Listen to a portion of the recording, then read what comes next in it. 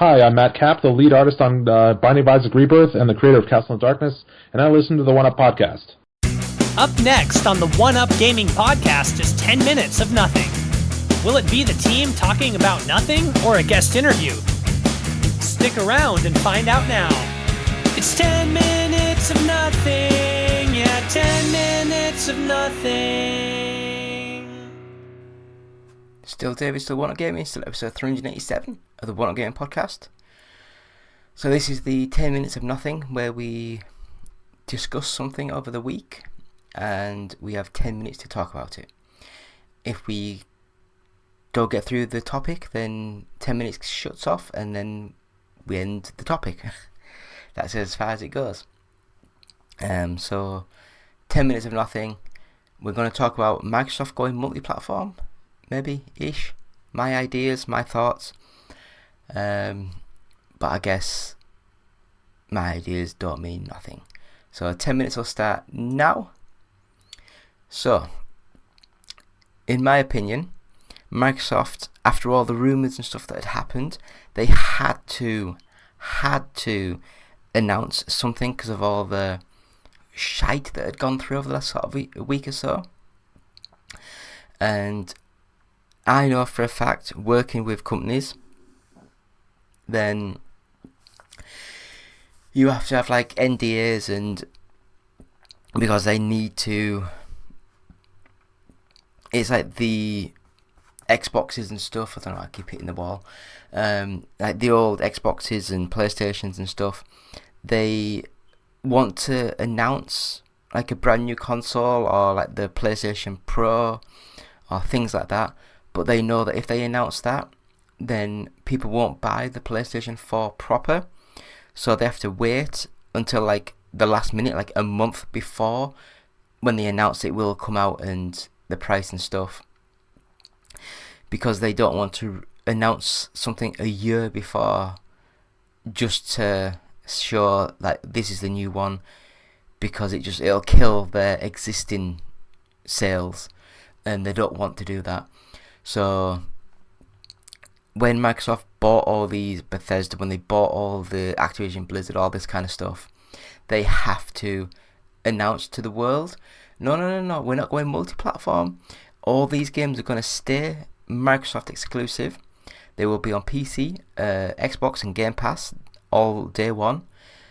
And some of the lower end stuff like Minecraft, I guess the Ori, Will of the Wisps or whatever, it all came over to the Switch and stuff. So there is certain games that do go over, but the vast majority of the games that they buy and make, they want to keep exclusive. In the small print somewhere in the offices of Microsoft executives, they know if they don't hit a certain milestone of sales on consoles or games, that sort of thing, then they know on this date they need to have a certain amount of sold before that they can move to the next plan. And if they don't have sales, then they can't make money. So they will slowly introduce some games to PlayStation, to the Nintendo Switch, these sort of things. And it is just a way of them getting 70% more money than what they would normally do, because Xbox, when they sell their own games, they make all the money. But on PlayStation and on Nintendo, I think they, like Nintendo and PlayStation, keep 30% of all sales, but it's still 70% of a sale that they wouldn't get if it wasn't released on those platforms. So I do think that in a business sense, it makes a world of sense, and it's just crazy how bad the Xbox has done. And I do honestly think that all of the venom that was done over the last week or so, it is because of how bad Xbox has done over the last couple of years. I say a couple of years, the last 10 years, people could believe that they would come out of the console market and just go multi-platform, just go third party, People genuinely believe that that was a possibility.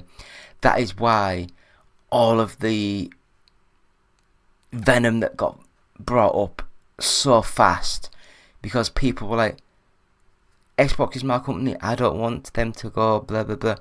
It's like Sega. I loved Sega. Sega Saturn's probably my favourite ever console, but they were losing money hand over fist during the Mega Drive era. They did some really, really shit decisions with the Mega CD, with the 32X. I mean, the 32X was out a week before it was the Saturn in Japan. It's like, why? Why even go through the bother and effort of all that? Then, when the Saturn came out, they had no money to market it. They had no money to push it. It was a very expensive machine, and they just couldn't lower the price of it, and it killed them. And then when they did release the Dreamcast, it was a perfectly adequate machine, but like a lot of things, it came mid-generation.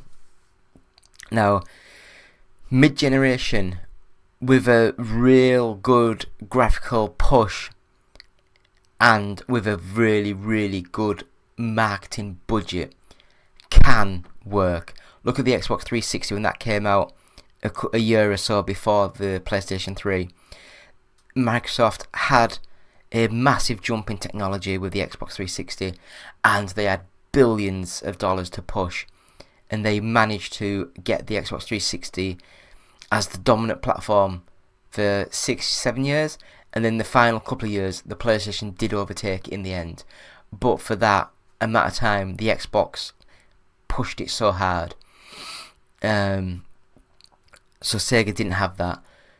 So I just feel as though, because Microsoft's been so underperforming for so long, people in the minds were genuinely thinking, oh shit, they could go multi-platform here.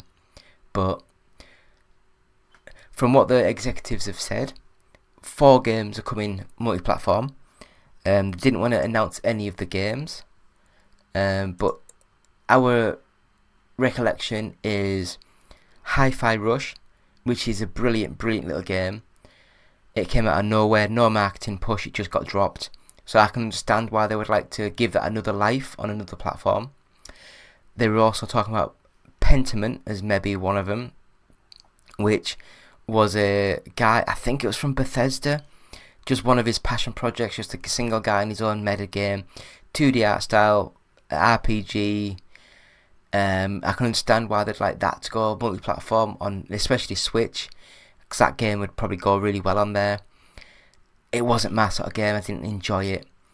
And then they were talking about games that need a mass audience, so like the Sea of Thieves and what was the other one? And also Grounded. But I will admit, I've played Grounded once and it just didn't feel great. I think it was years ago when it first came out. I loved the idea of the Honey, I Shrunk the Kids being in the back garden sort of game, but it just didn't play well for me. And Sea of Thieves, again, I've only played it once, and again, it just wasn't my sort of game. I understand why these games need to be on PlayStation 5 to get a bigger install base, more public, more people involved, and I do think that those sort of games will benefit greatly from that. Now, don't get me wrong, I know they mentioned, oh, we're also doing Diablo 4 on Game Pass, right? You were going to do that anyway, you just wanted to give good news to people. They also mentioned the fact that the next Xbox will be the biggest leap in next generation console history sort of thing, which some people think that they mean that the 0.5, so like the Xbox One X, sort of like that generational jump. So if that's the case, then it could be good. I'm not a big fan of these mid-gen refreshes, but I just feel as though that's where the way the world is at the moment. I do enjoy the new generation consoles, it's always fun to see what's going on and where they're going. But I do feel as though Microsoft, they're in the position where they don't want to announce their future plans, and they had to give a little bit away, but not much. And people online were like, see, I told you they weren't going to give away Starfield and the Indiana Jones games. It's like, yes, they can't say that now, but in a year, 2 years time, they could do a version, and it'd make perfect sense for me. But I just feel as though you just have to wait and see where they go with this. I do feel as though they are really pushing Game Pass, and it's not gone half as well as they were expecting Game Pass to go. So I think we're back to exactly where we started. I think Microsoft do want to produce games for other consoles to get more money, because their own consoles are not doing very well. So what do you guys think? So that is the 10 minutes of nothing there.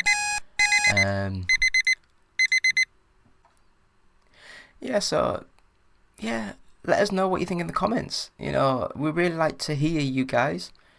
Leave any questions, any comments you've got, and I'll get back to you as soon as I can. So it's been me, David, One Up Gaming, episode 387 for this week's 10 minutes of nothing.